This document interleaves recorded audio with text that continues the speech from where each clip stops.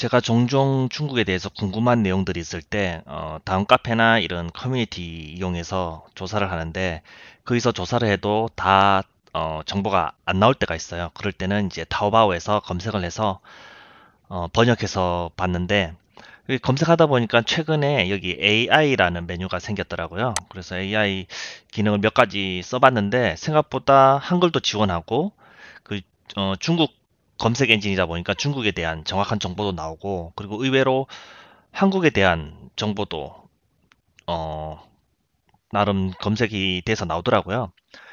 예를 들어서 심천에서 카나스까지 가장 저렴하게 가는 법의 알고 싶을 때 끝에 또 결과가 중국어로 나올 수도 있기 때문에 끝에 한글로라고 해두면은 검색한 결과를 한글로 보여줍니다. 이렇게 치면 어, 지금 딥시크가 검색하는 내용들, 어디를 참고하고 있는지 이런 것들이 이렇게 순서대로 보여주는 것 같고요. 그리고 여기에 또 딥시크 R1이 있고 V3가 있는데 그 차이점이 저는 아직까지 그렇게 많이 사용해보지 않아서 그 차이를 크게는 잘 모르겠는데 대충 알기로는 R1은 저사양 시스템으로 만들어졌고 V3는 고사양 시스템으로 만들어졌는 걸로 알고 있고요. 일단 결과가 나왔으니까 홍콩 서울 경유 추천이라고 나오네요.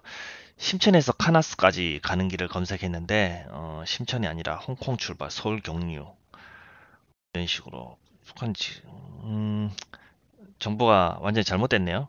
이게 검색할 때마다 어, 결과가 달라요. 어떨 때는 뭐 기존 내용이랑 똑같은 내용을 비슷한 내용을 보여주기도 하는데 지금 같이 이런 경우는 완전히 제가 앞에서 검색했던 내용들이랑 완전히 다르게 내용이 났거든요. 일단 먼저 딥시, 딥시크 R1과 V3 차이 한글로 중국어로 결과가 나올 수 있기 때문에 일단 한글로라고 쳤고요.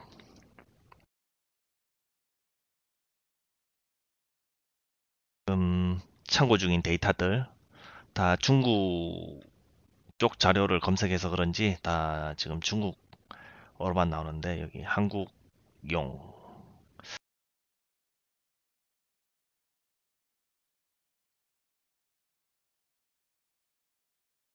R1은 강화학습, V3는 아키텍처 활용, 파라미터 700억 규모,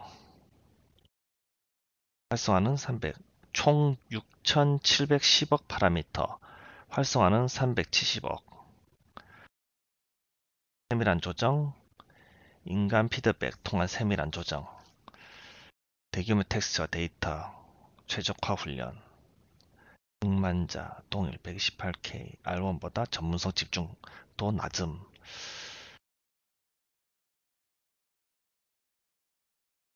R1 우세 분야, V3 우세 분야, 뭐 그렇게 해서 추론 논리 이렇게 서로의 차이를 좀 보여주는 것 같고요.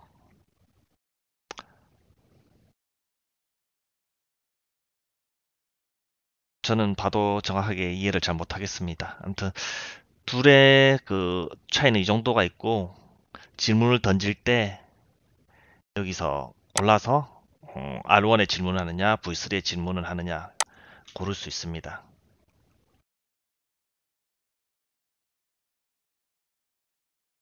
아, 제가 잘못 알고 있었네. R1이 더 고사양 GPU를 사용했고 V3가 낮은 GPU를 뭐 낮은 장비를 사용했는 것 같아요. 저도 뭐 또 다음에 검색했을 때 또 다른 결과가 나올 수도 있겠지만 이게 검색 결과가 똑같은 R1에 질문을 했더라도 매번 결과가 달라집니다. 앞서 질문했던 심천에서 카나스까지 가장 저렴하게 가는 법 한글로 다시 질문해 볼게요. 결과가 똑같은지 아니면 바뀌는지. 아까 홍콩에서 뭐 한국 갔다가 뭐 어쩌고저쩌고 그런 식으로 나왔는데 지금 같은 경우에는 결과가 어떻게 바뀌었는지. 아마 이 참고하는 이거에 따라서 결과가 달라지는 것 같아요. 지금 이 연산 중인 결과. 아까랑 다르네요. 선전에서 카나스로 가는 저렴한 경로라고 해서 선전, 홍콩, 서울, 캐나다? 이건 또 뭐야? 카나스를 캐나다로 인식해버렸네요. 음, 음, 앞에서 실험할 때는 정상적으로 잘 나왔는데, 그러면 질문을 중국, 심천에서 신장, 카나스까지 가장 저렴하게 가는 뭐 한글로라고 해볼게요. 이렇게 하면은 정상적으로 인식을 했을지 한번 볼게요.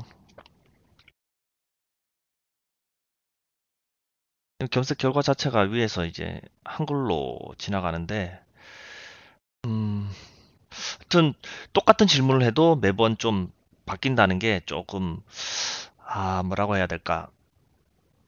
신뢰도가 좀 신뢰가 안 생기고요.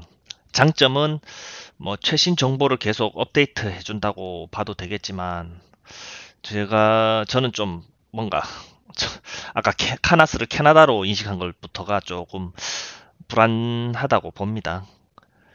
자, 지금 결과를 보면은 뭐 이등석 기준 1100 위안 60세 이상은 할인 고속철도 저렴하게 가는 방법을 물었는데 뭐 이렇게 나오네요.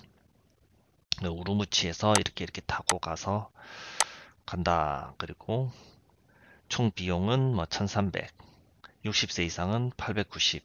제가 앞서서도 이거에 대한 질문을 했었는데 그때는 이렇게 안 나오고 음, 그 일반 요금 그 저가 느린 그 기차로 갔을 때 한 800 위안 정도 나왔고 그리고 비행기로도 뭐 얼마 정도 나온다라고 했는데 그 비행기가 특가 비행기표로 나왔더라고요. 그래서 그 특가는 거의 살 수 없는 수준의 표인데도 그걸 검색해서 보여줘서 신뢰가 별로 안 갔었는데 지금은 또 결과가 또 완전히 다르게 또 나왔네요. 이런 식으로 어, 검색 결과가 매번 달라요. 그러니까 이게 정확하다, 틀리다가 아니라 계속 바뀐다. 뭐, 그렇게 봐야겠죠. 이번에 비행기 편에 대한 안내는 없네요. 앞서서 조회했을 때는 비행기 표에 관한 내용도 나왔었거든요. 그러면 앞에서도 이 질문을 했었어요. 자가용으로 심천에서 카나스까지 가는 방법 한글로. 이번에는 심천이랑 카나스를 중국의 심천과 카나스로 인식할지 아니면 캐나다로 또 인식을 할지 한번 돌려볼게요.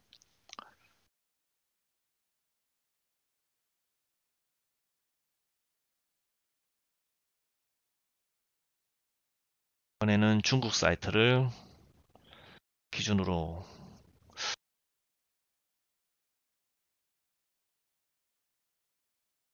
심천 카나스 루트가 총 5,200km, 5,600km 정도 되고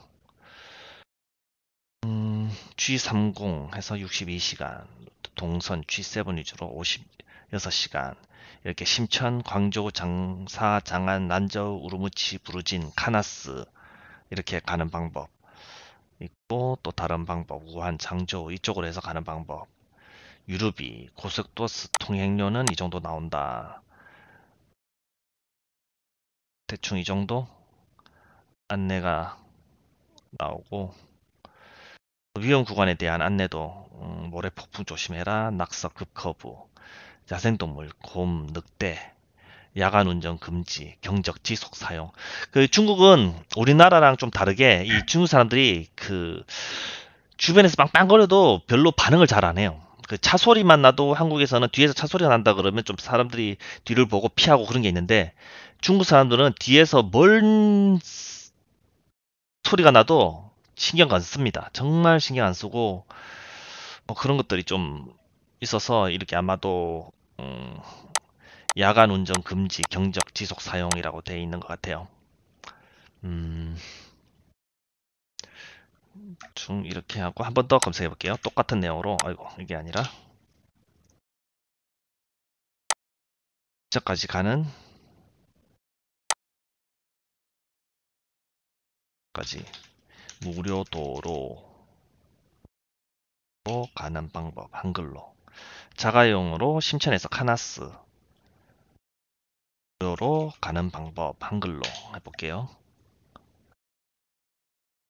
중국에 서 차를 몰려고 그러면은 중국 면허증이 있어야 됩니다. 그 국제 면허증 통용 안 되고요.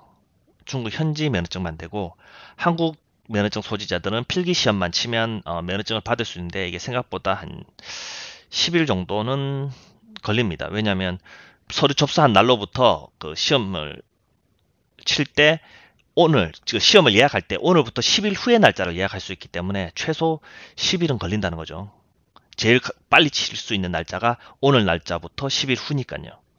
그리고 임시 면허증이라고 있는데 이것도 공항에서도 받을 수 있는 걸로 아는데 그 베이징 공항 외에 다른 공항들은 저도 잘 모르고요. 아무튼 임시 면허증은 뭐 서류만 준비해서 신청하면 바로 그날 받을 수 있는 걸로 알고 있어요. 시험 없고 1년 동안 사회생활 할 수 있고 제가 알기로는 그 렌터카만 몰 수 있는 걸로 알고 있어요. 총거리 국도지로만 이용할 경우에 총거리 5,600km, 소요시간 6, 7일. 신장 여행증 발급 비용 40위안. 신장을 여행하기 위해서는 신장 여행증이라는 게 필요한 것 같습니다. 이게 뭐 신장 여행증에 대해서도 또 알아봐야 되고 이런 것들 다 딥시크에 물어보면은 이런 정보들 다 나오고요. 심천, 광저우, 난창, 시안, 란저우, 우르무치, 부르진, 카나스 순으로 가는 거고요. 모래 방진 이런 정보들 보여줍니다. 이 외에도 뭐 다양한 뭐 제가 중국에서 사려고 알아보는 차량들이 있는데 그 차량들에 대해서 이렇게 이름을 써서 어느 게 적합하냐 비교를 요청하면 이 차에 대한 정보를 검색합니다. 그냥 단순히 스펙만 검색하는 게 아니라 스펙을 완전히 이해를 하고 캠핑이 뭔지도 이해하고 거기에 적합한 차량이 그러니까 캠핑을 하기 위해서는 차가 일단 커야 되잖아요. 그거에 대한 것도 다 조사를 해서 결과를 보여줍니다. 예를 들어서 이렇게 캠핑카에 적합한 개조 차량은 공간 활용, 주행 안정, 연비 효율성, 개조 용이성을 종합해서 평가했다. 그리고 핵심 차량별 비교. 이거 이따가 검색했을 때 이렇게 안 나왔는데 더 업그레이드 돼서 나왔네요. 단지 어제 오늘 며칠 사이에 이렇게 결과가 계속 업데이트 된 거예요. 지금 적재 공간 이 정도라고 나오고 차체 강도 좀 그렇게 나오고 고속도로 주행, 연비, 개조 전용 키트 다이 해야 되고 제3사 앞에 지원 풍부하다. 변환 옵션 제공, 공식 캠핑 변환 옵션이 제공되고 있다. 뭐 그런 식으로 정보가 나오네요. 그리고 최적은 M60이란 차량이 제일 좋다. 그렇게 이렇게 뭐 장착 가능하다. 엔진으로부터 인버터 장착 가능하다.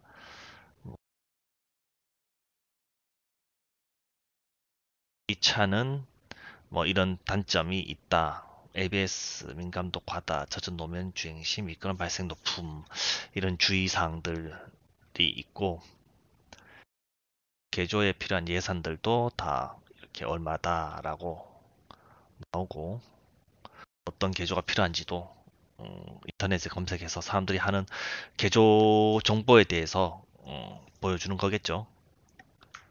그리고 추천해준 M60의 단점 한글로 보여달라 하면은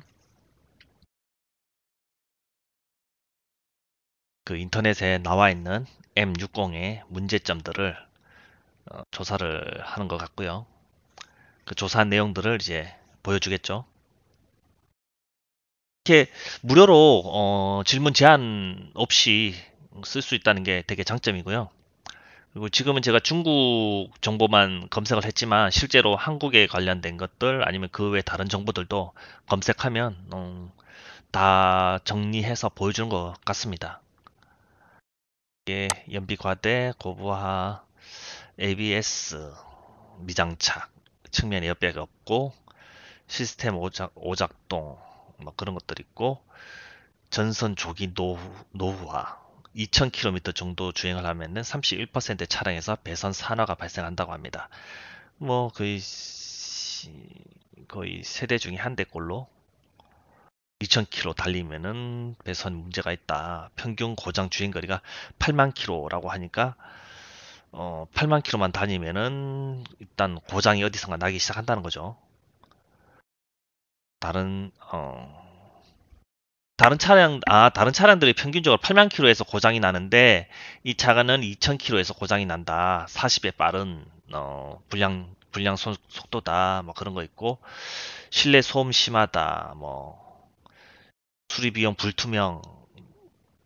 수리 비용이 30% 정도 비싸다. 뭐 장안 자동차가 그런 문제가 있나 봅니다. 그런 거에 대해서 이런 정보가 나와 있고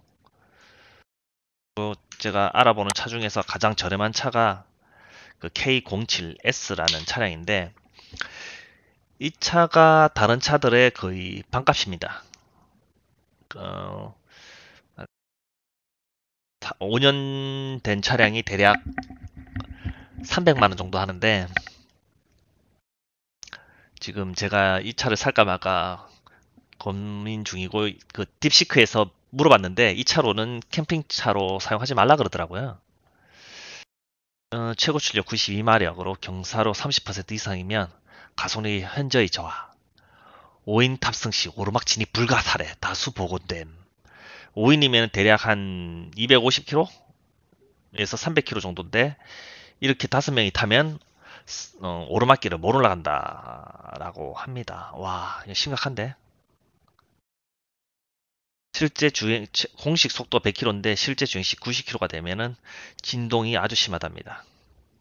그리고 미끄럼 발생률 80%. 하여튼 중국차가 위험하다는 거죠. 아, 중국차가 저렴해서 살까 생각 중이었는데 좀 무리가 있습니다.